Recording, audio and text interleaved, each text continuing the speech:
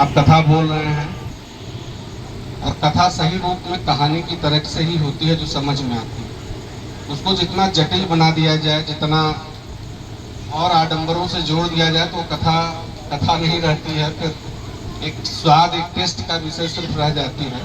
लेकिन कथा को समझने के लिए तो इन कहानियों को ही धीरे धीरे सुनना पड़ता है, क्योंकि मैंने अपने जीवन में जो महसूस किया है कि बचपन में जो माँ बहन की गोद में जो लोरी और जो कहानियाँ व्यक्ति सुन लेता है, वो कहानियाँ जीवन में अमिट हो जाती हैं और कहीं न कहीं वो जो बना हुआ संस्कार है वो जीवन भर बना रहता है। तो यहाँ जितने श्रद्धालु उपस्थित हैं, माताएं, बहनें और यहाँ पे श्रेष्ठ सुजन, नौजवान साथी, समिति के सभी साथी पदाधिकारी, ये बड़े प्रसन्नता की बात है कि इस तरह का आप लोग आयोजन किए। ऐसे एक विशेष व्याख्याता को जो धर्म की बातों को एक विश्लेषण के माध्यम से आपके सामने बहुत लंबे समय तक, 3 घंटे से मैं सुन रहा हूँ, बहुत लंबे समय तक धारा प्रवाह आपके सामने इस बात को रखा है। ऐसे ये लोगों का जन्म बार बार हो तो मैं यही कहूँगा कि जासु नाम भव भेषज हरन घोर त्रैसूल, सो कृपाल मोहि तो ही पर रहे सदा अनुकूल। भगवान की कृपा हम पर, आप पर, सभी पर बनी रहे। लेकिन यह भी एक बहुत प्रसन्नता की बात है कि गांव में मंदिर के साथ ये कार्यक्रम शुरू हुआ है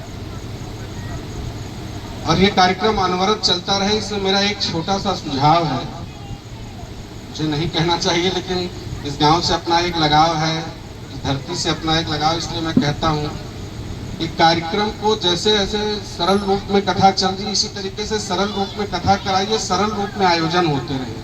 जब आप बड़ा आयोजन करने के चक्कर में पड़ेंगे तो वो साल में एक बार हो पाएगा, 5 साल में एक बार हो पाएगा। रुपया जुटाना, चंदा जुटाना, यजमान जुटाना एक कठिनाई आती है।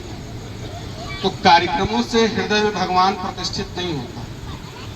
भगवान तो प्रतिष्ठित होते हैं, जैसा की बात में चर्चा कर रहे हैं आप कि प्रभु तरुतर कपिडार पर भगवान जमीन पर बैठे हुए थे और बंदरों की पूंछ उनके सर के ऊपर लहरा रही थी, लग रहा था कि कोई मुकुट है। और वहां भी कथा चल रही थी कि बंदर ठीक उनके सर के ऊपर, वृक्षों के ऊपर बैठे हुए थे भगवान की, जबकि उनके सामर्थ्य को बंदर अच्छी तरीके से जानते थे। तो कथा जब ऐसे चौपाल लगा करके शांति के साथ अपने लोगों के बीच में बैठ करके बिना किसी आडंबर की कथा होती है तो वो कथा अनवरत चलती है, नित्य प्रति चलती है। और यहाँ के सबका, माताओं बहनों का भाव मैं मंदिर के प्रति देखा हूँ तो मुझे बड़ी अत्यंत प्रसन्नता हुई है और बहुत खुशी की बात है कि इस तरीके का आयोजन हो रहा है। और मंदिर की पुनर्प्रतिष्ठा, मंदिर में तो भगवान सदैव रहता है, कण कण में ईश्वर रहते हैं, लेकिन हनुमान जी का जो ये प्रत्यक्ष प्रभाव देखने को मिल रहा है, इस गांव का सतत कल्याण हो और भगवान की कथा मंगलमयी कथा होती है। मंगल करना ही इस कथा का काम है। हमारे जीवन में जो कुछ अमंगल है उस अमंगल को कम करने का काम ही भगवान की कथा का, और भगवान की कथा कहने, सुनने, उसका अनुमोदन करने या उसमें सेवा करने, सबका फल एक बराबर है। अगर हम भगवान की कथा कहते हैं तो जितना फल कहने का है उतना ही फल सुनने वालों का है, उतना ही फल उसका समर्थन करने वालों का है, उतना ही फल उस कथा में व्यवस्था देने वाले सहयोगियों को भी प्राप्त होता है। सबको एक जैसा फल प्राप्त होता है कथा का।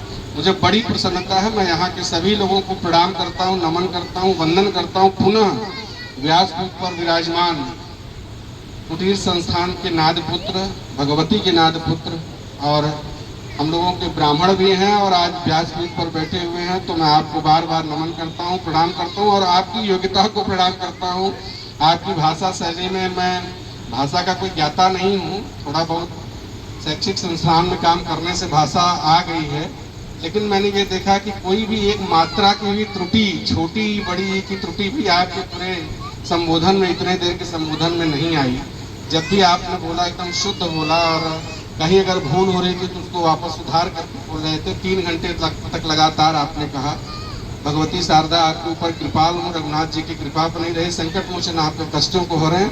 पुनः व्यासपीठ को सादर नमन करते हुए यहाँ माताओं बहनों सभी श्रेष्ठ जनों को प्रणाम करते हुए एक बार मेरे साथ बोलिए सियावर रामचंद्र की, हनुमान की, उमापति महादेव की, नमः पार्वती पतये हर हर महादेव।